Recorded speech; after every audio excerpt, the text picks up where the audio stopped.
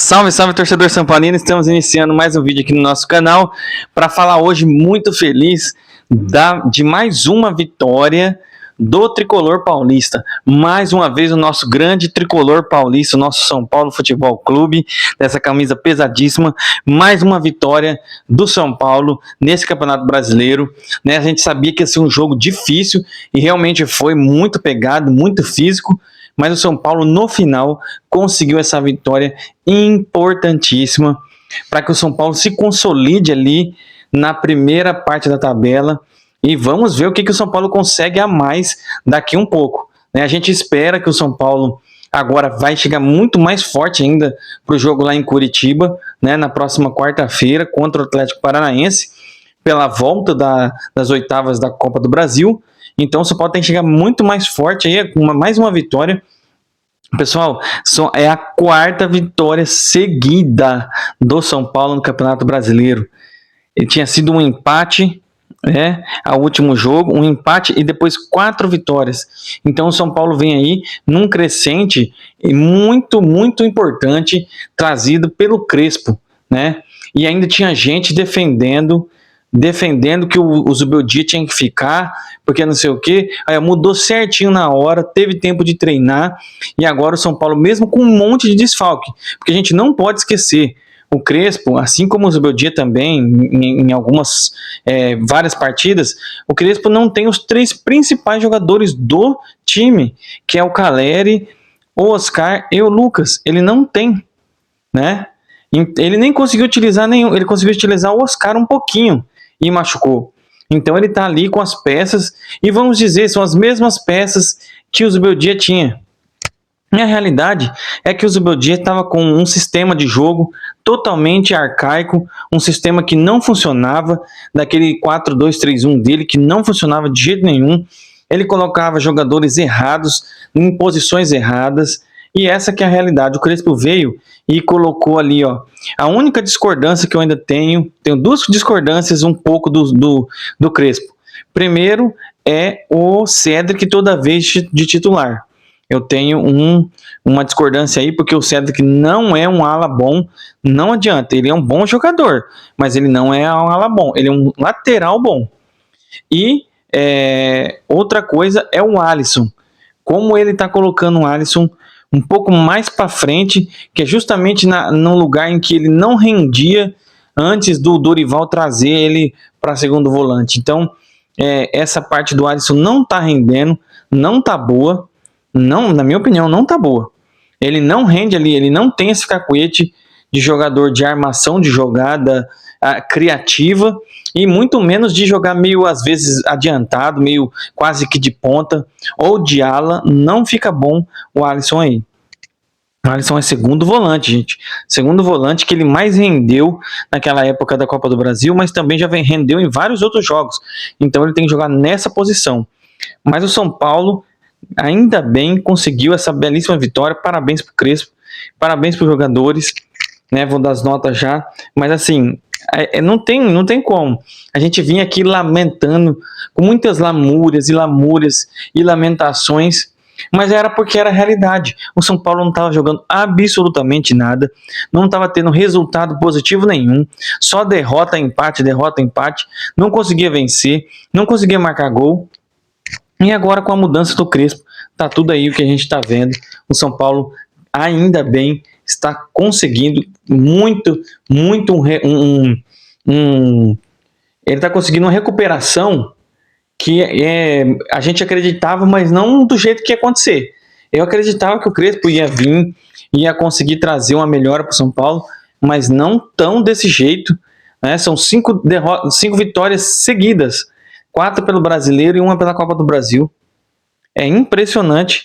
É assim, só que a gente tem que relembrar. O Zubeldia, quando ele chegou, ele ficou ali, ó, se eu não me engano, acho que 14, 15 jogos, só vitória e algum empatezinho, né? Ele fez uma impressionante. Tanto é que todo mundo tava ali, ó, Zubeldia. Espero que o Crespo não seja desse jeito, no quesito de vai chegar lá, ganhar várias, recuperar o São Paulo e depois cair no ostracismo, cair ali sem conseguir fazer nada de bom a mais para que o São Paulo não entre nesse marasmo que ele ficou com o Zubeldia. Nada funcionava, mas também não funcionava muito pela própria teimosia que o Zubeldia tinha. Vamos dar as notas, pessoal, né? Mas aqui, assim, muita felicidade do São Paulo estar aí, retornando a uma fase boa. E se tudo correr bem, vai se classificar na Copa do Brasil, vai se classificar na Libertadores, que serão confrontos dificílimos contra o Atlético Nacional da Colômbia. Mas vamos ver se o São Paulo consegue chegar lá, né? E avançando nas Copas, e também consegue uma recuperação ainda melhor no Brasileiro para chegar na zona de classificação da Libertadores. Pelo Brasileiro, né? É sempre bom estar ali entre os primeiros. Vamos lá, o Rafael teve intervenções boas, né? No gol foi pênalti, ele nem saiu na foto, né? Ele realmente não é um pegador de pênalti, ele pega de vez em quando um aqui, outro ali. Então nota 7 ali para o Rafael, né? Ferrarese, nota 6,5 para ele aí, né? Foi bem, mas também assim, não, nota 7 para o Ferrarese. Sabino, nota 7 também, 6,5 para o Sabino, inclusive no lance do gol do Bobadilha, foi pênalti no Sabino, ainda bem que foi gol, melhor para nós, mas que foi pênalti, o cara agarrou ele, derrubou ele na área, mas o Bobadilha fez aquele belo gol, né? Então nota 7 aí pro Sabino. Para o Arboleda, nota 8, mais um gol aí. Arboleda é um baita de um zagueiraço, né? Só acho que agora o Crespo vai ter que ver, vai ter que dar um descanso nele. Ele tá jogando todas as partidas uma atrás da outra, né? Tem que dar um descanso nele aí, né? Vai ter que dar uma oportunidade pro Igão, vai ter que fazer alguma coisa aí, né? O Belém já o São Paulo não vai utilizar, mas alguma coisa vai ter que colocar aí pro Arboleda dar uma descansada, né? Descansou o Alan Franco, né? Então vamos ver, da outra partida anterior descansou o Ferrarese, falta o Arboleda, né? E aí, Cedric, nota 5,5, acho que o Cedric de novo não vai bem nas alas, então nota 5,5 para ele aí. Bobadilha, fez um baita de um golaço, tá jogando muito bem o Bobadilha, se destacando, nota 8,5 para o Bobadilha, fez um baita de um golaço, que lá, hein? O cara olhou e meteu, e foi lá, ó, vou bater aquela bola de curva, vai lá quase na gaveta, que foi belo gol. Marcos Antônio jogando bem também, mas não foi aquele destaque, nota 6,5 para ele aí. Alisson, para mim não tá indo bem, nessa posição mais adiantada ele não serve, ele já foi assim na carreira dele e ele não deu certo, então Alisson, nota 5,5 aí.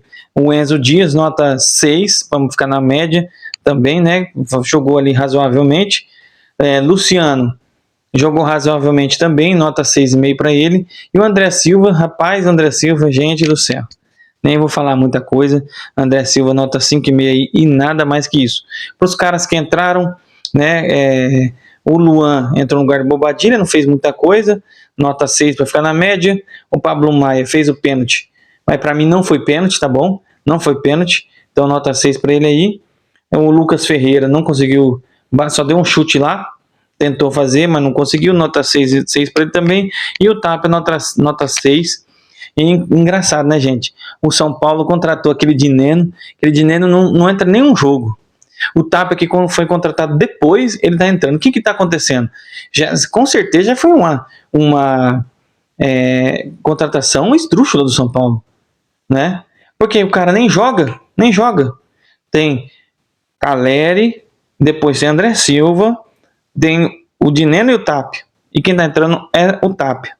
Então dá para entender o que essa diretoria faz aí muitas vezes.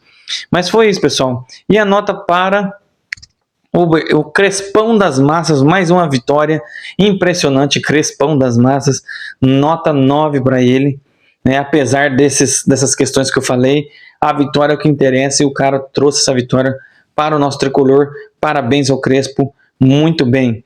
Olha só, o São Paulo está em oitavo, continua em oitavo, só que assim, já distanciou um pouquinho, tá certo que ainda tem o Fluminense. O Fluminense tem 2 jogos a menos que o São Paulo, então o Fluminense, dependendo da situação dele, ele pode passar, né? O Atlético Mineiro também. O Atlético Mineiro tem 2 jogos a menos que o São Paulo, ele também pode passar. O Ceará, ele pode igualar, Corinthians não. Então, assim, quem pode passar o São Paulo é o Fluminense e o Atlético Mineiro, que são os 2 que estão logo após o São Paulo, com 23 pontos e o São Paulo está com 25 pontos. Então o São Paulo conseguiu uma melhora aí, ó, depois dessas 4 vitórias seguidas no Brasileiro, 6 vitórias, 7 empates e 5 derrotas. Com o Zubeldia, lembra quando ele saiu? Estava com 4 derrotas, né? Porque a outra foi com o Flamengo e já era o Crespo, mas estava com 4 derrotas, não sei quantos empates, eu acho que 6 empates, e estava com só 2 vitórias. O Crespo chegou, já colocou 4, ou seja, já o dobro de vitórias do Zubeldia. É a diferença aí, não tem como falar. O Crespo é um treinador muito melhor que o Zubeldia, e não tem como. Eu espero que um dia o Zubeldia melhore, se tiver oportunidade, volte e dirija o São Paulo em algum momento, mas vai ser difícil se ele não melhorar muito na carreira dele. Tá certo, pessoal? Vamos acompanhar aí. Quarta-feira tem o jogo de volta da Copa do Brasil. Esperamos que o São Paulo chegue lá e se imponha com um time muito mais gigantesco do que o time médio, que é o Atlético Paranaense, e que está muito mal na Série B. Tá certo, pessoal? Valeu, obrigado. Até mais.